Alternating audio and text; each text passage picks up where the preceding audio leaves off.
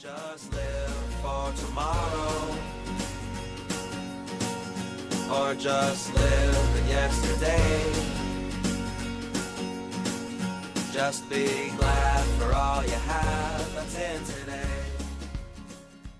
Hey everyone, Connie here, and welcome to my blind reaction to more She-Ra in the Princesses of Power Season 4.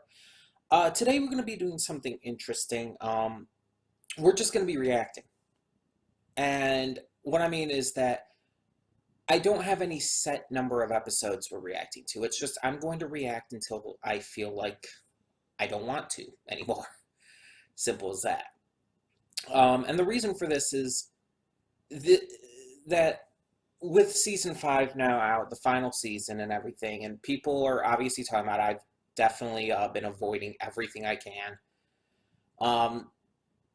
But I'm also still worried that I will eventually get spoiled to things. And so because of that, I do want to, continue on through this. So I'm choosing to, at least for today, at least this time, to just not really marathon through a bunch of them, just like knock a bunch of them out at once. Just do as much as I can, as much as I feel like I'm good to do, and kind of leave it at that. If we'll do at least 2 episodes, that much I can confirm. But if we only do 2, then we only do 2. If we do 3 or 4 or whatever, then we do that many. We'll just keep going basically until, like I said, I feel that it's the right moment to stop, just for me personally. Not necessarily I'm like, oh, this point in this episode ended in a way that's like, oh yeah, this is a good place to stop. No, I'm talking more like a personal thing. Like, oh, like I feel like I want to stop here. I don't want to do any more today. Stuff like that. So yeah, we're going to be getting to hopefully more of this more consistently. I want to I do want to try to focus a lot on She-Ra because of this. And as such, I'm probably going to go right into Season 5. Normally I would take a break between seasons, but again, I want to avoid all spoilers, especially with this being the final season. I just want to avoid the possibility of being spoiled on it at this point. Honestly, I'm surprised I've been able to avoid it enough. So it's like, I just don't want to risk anything else possibly happening with that. But yeah. Yeah, we'll see where it goes. I do know that people like the finale of Season 5. That is like the only thing I do know. I do know that people like it. I don't know why, I just know people like it. So I guess we'll find out when we get there, hopefully. But yeah, so today, like I said, we're just doing as many as we can get through, as many as I feel I can put myself through before I just feel like it's a good time to stop. So last we left off with episode 2, they had gotten Mara's ship back after it was nearly taken by the Horde, and the Horde, specifically Catra, has a new ally in Double Trouble, who is a non-binary shapeshifter,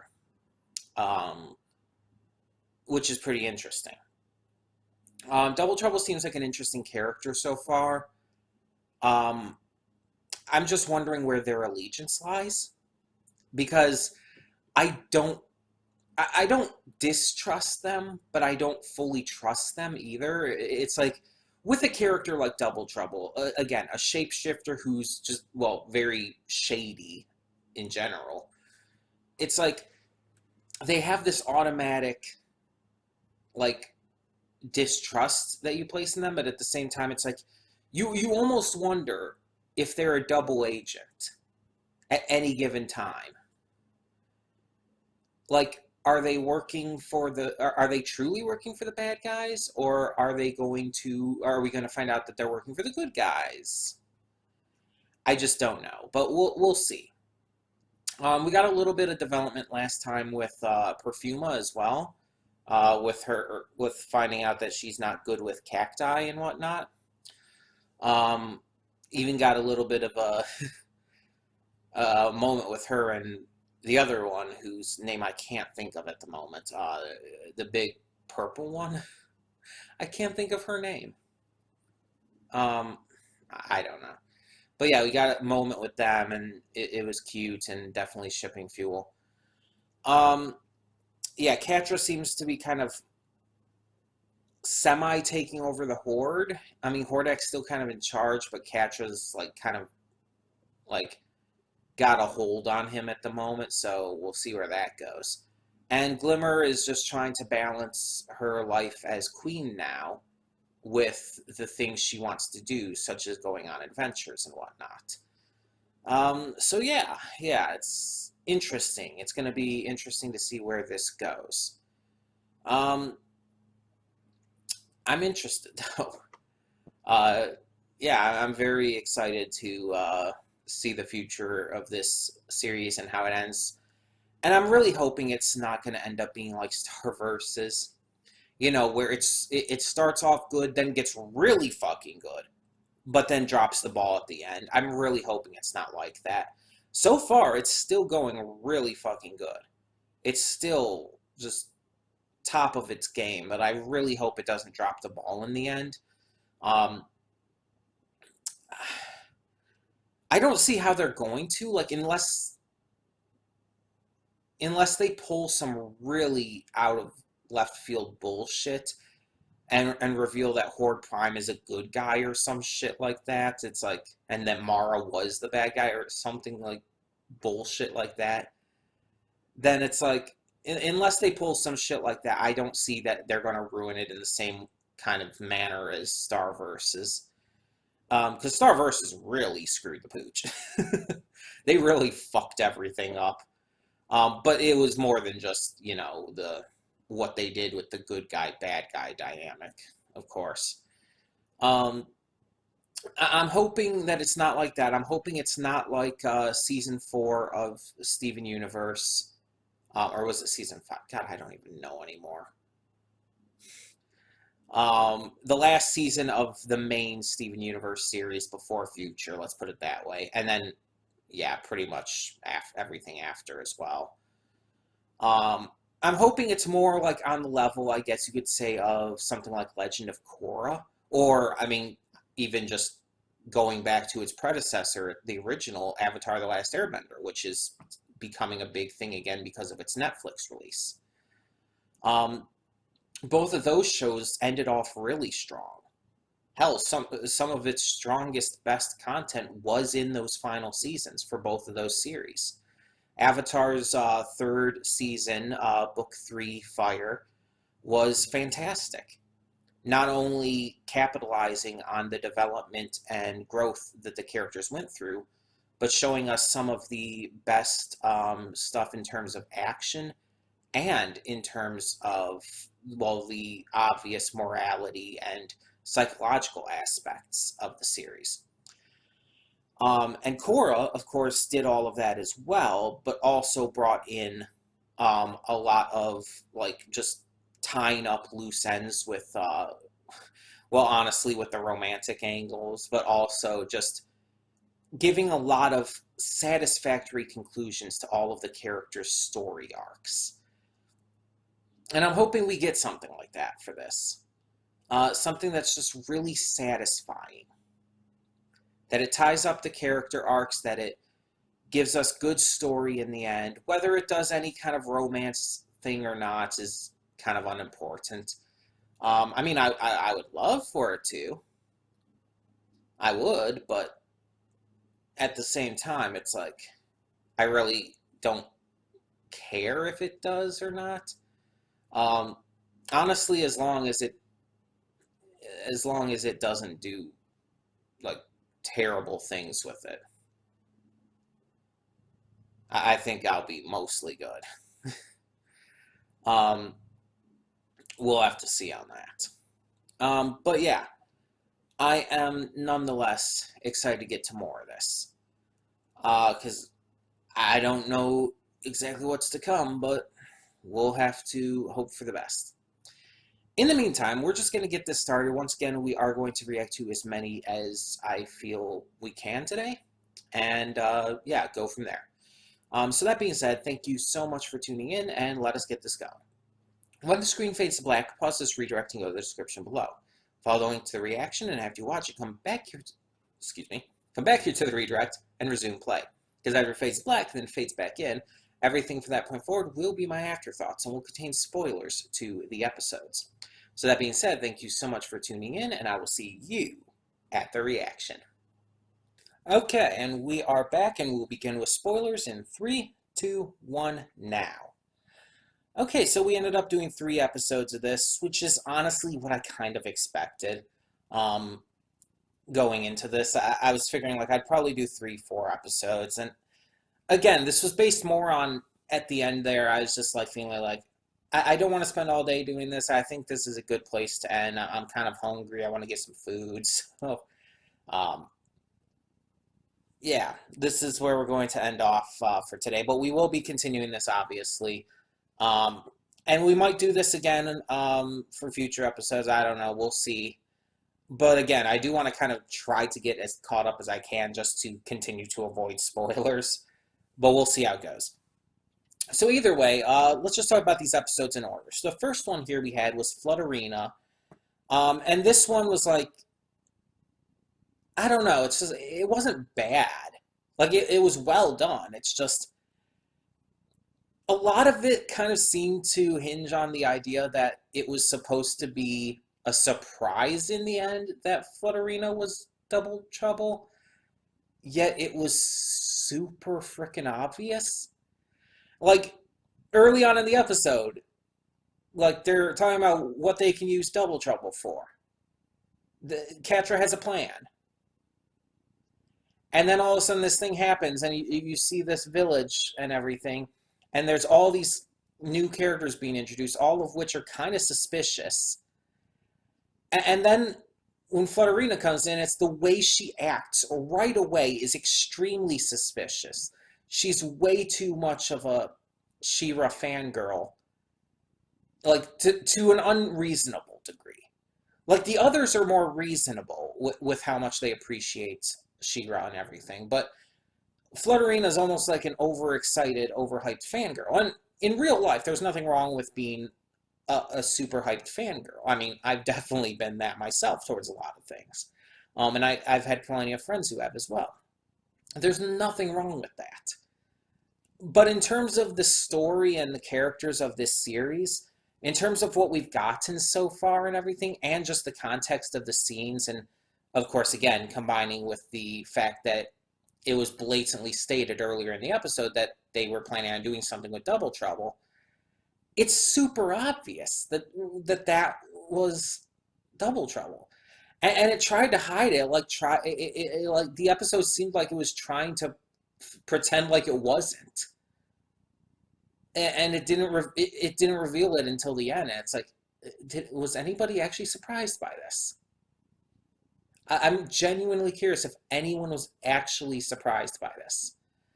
Now, Flood Arena as a character, like, ignoring the fact that it's Double Trouble, just as Flood Arena, I had nothing against her. She's kind of like a less aggressive version of Frosta. That's the name. I couldn't think of her name for a second there. She's like a less aggressive version of Frosta. Like, you know how Frosta is like this super excited fangirl about Glimmer and everything? Well, she kind of comes across, Flood Arena kind of comes across the same way towards She-Ra, towards Adora. Again, except she's just less aggressive about it. So I didn't really have anything against the personality or anything. But it is the fact that you know right from the beginning that it's Double Trouble, that it's like, it distracts you a little. At least it distracted me a little from being able to appreciate Flood Arena as a character. Now, Another thing to question with that, though, is Double Trouble, we've seen, can transform themselves into just anyone they want. But apparently, like, it almost seems like it's implied that Flutterina doesn't actually exist, that this was just a creation of Double Troubles in order to blend in. And so if that is the case, then it just feels a little off that it was like there was never like a little hint of questioning from the others of the village. Like even if they placed that in at some point, it would have felt a little more natural to have that kind of thing added in. Unless there is a real Flutterina, in which case, where is she? But it kind of did imply that there wasn't, that this was something that Double Trouble created, an identity that they created specifically for this mission. And as such, it just seems weird. Because again, like if that was the case, no one else in that village would have recognized Flutterina. And it didn't seem like it was a particularly large group of people. It didn't seem like it was a large village. So it's like, it just seems off that no one would question it at all. It's like, wait, who is this? I don't know who this is. No one said that at all. No one had, I don't know. It feels like a little bit of a plot hole to me. But I don't know. Maybe we'll get more into that. Maybe that'll be explained. We'll see. Um, but yeah, it's like that's not a big thing, but it was a little, again, distracting. Um, Otherwise, not too much to talk about specifically going in with that episode. The next episode we had, episode 4, was Pulse. So this centered around um, basically the introduction of these new upgraded robots for the Horde. These ones drill into the ground and send out this EMP-like pulse signal that it doesn't seem to actually act like an EMP or anything. It does act like a physical attack. It is a pulse of energy that physically does hurt, like seriously injure the enemies, or in this case, the good guys, you know what I mean, um, as well as destroys the surrounding area. The big one, we find out, can even apparently destroy half the forest, from what we're told at least. So during these various missions to take out these robots and stuff, we see that Adora and Bo are joined by Natasa and Spinnerella. Now, these two have been pretty popular since their introduction. Well, honestly, since their just very, very brief introduction in season 1, not volume 1. This isn't Ruby. In season 1. And since it really started to develop them and go into their relationship and everything, people have loved them. So it's fun to see this in a new way and see them kind of squabble a bit, see them kind of have this competitive argument and everything. But in the end, still show that they clearly love each other. It's a good aspect of their characters to see in this episode. On top of it, they do actually lend something to the actual, fight. They are capable. Obviously, Spinnerella with her wind-based powers, and Natasa with her nets. They are very capable in battle and are shown to legitimately have a valid point to being there. Meanwhile, in this episode, Glimmer is also starting to talk a little more with Shadow Weaver, who is kind of starting to teach her more magic and stuff.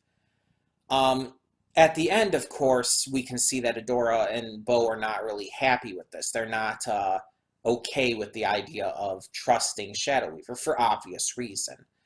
But Glimmer has kind of gone into this state where she's not only just okay with it, she's actually excited about it.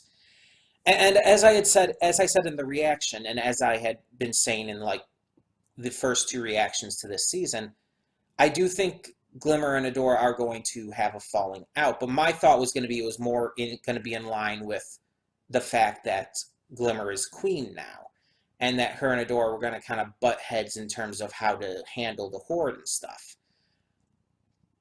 And maybe that will still happen, but it seems like it's possibly going to be kind of orchestrated now on both sides from what we see in these episodes, both on the side of course, Shadow Weaver, but also I think that obviously the bad guys are going to have something to do with it, since that was kind of brought up. Catra is planning to kind of break up their team from the inside, basically.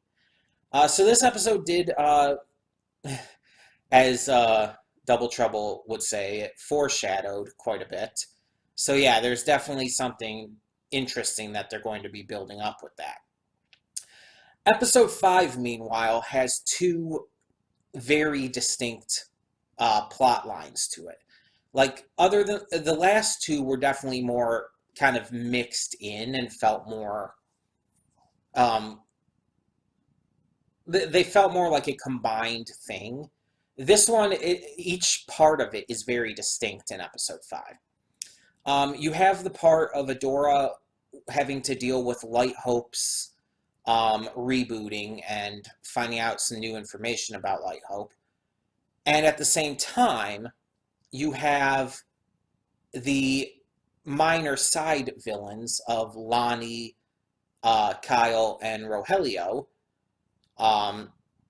dealing with this acidic lava-like spore storm in the forest while trying to get this plating back to the Fright Zone. So let's talk about each side of this. So Adora and Light Hope. Adora's trying to get more info out of Light Hope, but Light Hope is being cold as usual. But then this spore storm causes Light Hope to kind of malfunction and reboot. Because of this, the Light Hope we see is actually very nice, very cheerful, has actual personality. And Adora, of course, plans to use that to try and get the answers she's been looking for from Light Hope. So they have to deal with Light Hope trying to figure things out, getting back to 100%, but also everything kind of going wrong within the Crystal Castle. While at the same time, Adora is trying to figure everything out. And through this, we find out that Light Hope and Mara were actually close, that they actually had a bond, which kind of makes you think that that's the reason Light Hope views Mara as such a traitor, as having lost her mind. Because Mara, like, in a way, basically changed suddenly. And everything went sideways, and Light Hope kind of blames her for it in a way. That's what I'm seeing it as. And then in the end, when Light Hope is back to 100%, she like clearly deletes the video of her with Mara. So it's clear that there's something more going on, and I'm thinking that not only maybe is she upset by Mara and everything, but I'm thinking like maybe someone interfered at some point with Light Hope, or maybe Light Hope is corrupted by someone or something, to the point where it, like, her personality, her programming and everything was completely messed with, and is kind of making her semi-antagonistic, but not like completely like villainous or anything. I don't know. I'm just kind of trying to figure out the general gist of it. But that's definitely setting up a lot for the future. We'll probably get our answers more then. The second part of the episode, the B plot, you could say, was focused on Kyle, Lonnie, and Rogelio, as I mentioned, and they're just trying to get the plating back. Their transport ends up going down, and so they start to play these ridiculous games to try and determine who will go out. Kyle gets sick of the way he's being treated, and so he decides to go out anyways, and gets horrifyingly burned. But Lonnie and Rogelio realize that they actually do care for him, and go out to save him and try to get everything back to normal, which they end up just having to save him and not actually fix the transports. um, this one was definitely trying to give more development and characterization to these three because, let's be honest, they've been very, very minor characters. Like, even the members of the Princess Alliance who are the least utilized have had more than these three. Like, to put it simply, these three felt like they felt expendable, as was kind of said in this episode, but not in terms of like towards the other characters, but in terms of to the show. It kind of treated them as expendable, kind of treated them as like, oh, it doesn't really matter, they don't matter. But now it's trying to develop them, and I think that maybe that means that they're going to have some notable moment, or at least a full-on notable role at some point in the future. Based on what we saw in this and their clear disdain for Catra, their clear, well, except maybe Kyle, who seems to be kind of just too nice. Their clear disdain for Catra, their clear annoyance with being treated the way they are. I'm thinking that they're going to betray the Horde. And as we also saw in these episodes with how Catra treated Scorpia, I think Scorpia is going to betray the Horde. Maybe that'll happen at the same time. Maybe Scorpia and these three will realize that they're not welcome there, basically. That they're not valued. And so they're going to go to where they will be. Now, we also do see in this that Lonnie, at least, was clearly upset by Adora leaving, too. So the idea of them going to the to Bright Moon and all also seems maybe a little tricky. But it might end up working nonetheless. It might end up happening. Which, in turn, would also, of course, set Catra off even more. But yeah, it's like, at this point, it's super clear that Catra doesn't give a shit about anyone but herself anyway, so it's like, who really cares if it sets her off more? I still think Catra's probably going to be redeemed, let's be honest. It's kind of where I feel this show has been leading her character. She's getting so bad, so horrible that they're going to eventually, something really bad is going to happen, probably involving Horde Prime, to the point where she realizes she was wrong all along and ends up working to, joining up with our heroes to stop Horde Prime. That's my guess.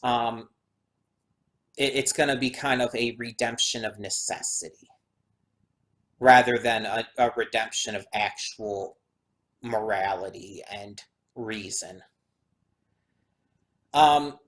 Because, let's be honest, at this point, there's really nothing to hint at anything positive for Catra anymore. The only way a redemption, I feel, would work at this point for her is through a redemption of necessity. It's like Horde Prime comes in, is too strong, too dangerous, and she feels threatened. She feels like, oh shit, this is bad. And so she goes to them and is redeemed just by the fact that she's agreeing to work with them in order to stop Horde Prime. Basically to save her own ass. Catra doesn't give a shit about anyone else. She is the pure, just embodiment of selfishness. She's a horribly shitty person to everyone. I believe it was last season where I actually talked about how I would think it would be much better for her to end up with Scorpia rather than Adora, because the idea of her and Adora ending up would be extremely toxic and extremely problematic and kind of just glorifying abusive relationships and everything, and I still stand by that. But now I'm even against the idea of her ending up with Scorpia. Honestly, I don't think she should end up with anyone. I think that it would be extremely disgusting for that to happen. It would kind of be like treating it like everything she's done and the horrible, disgusting way she's acted and everything is is just okay. That it's not a real issue. And the worst possible thing would be as if she ended up with Adora in the end, because I mean, that would be honestly worse than Star and Marco ending up together in the end of Star Versus. At least that one had something. This one is so, with this it would be so fucking toxic, so fucking disgusting.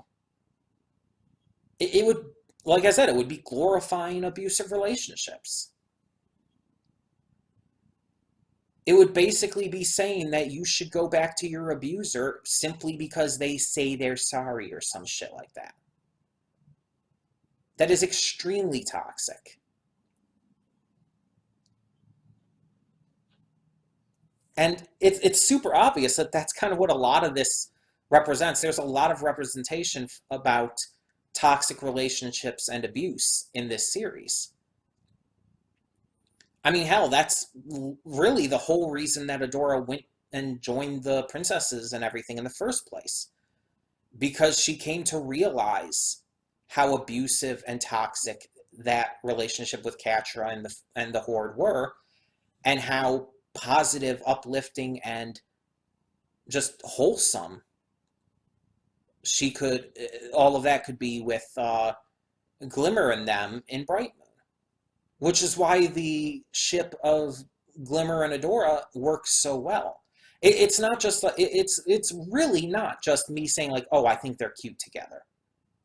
No, there's actual in-series moments that build it up, for one. It's very much hinted at. And for two, it's positive.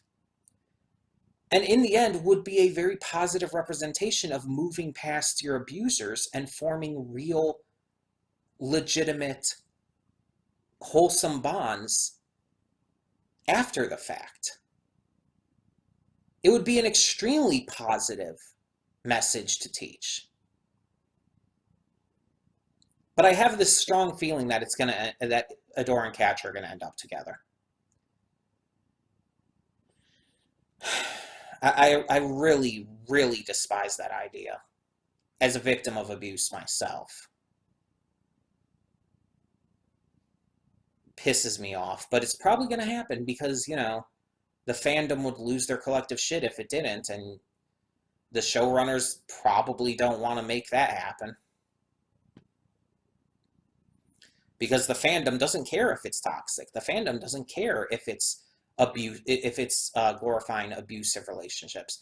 They just see these two characters who showed some level of romantic chemistry at the very, very beginning of the series and not really ever since, because Adora's moved past that, and they decide to ship them above anything else, even despite all the horrifying problems with it.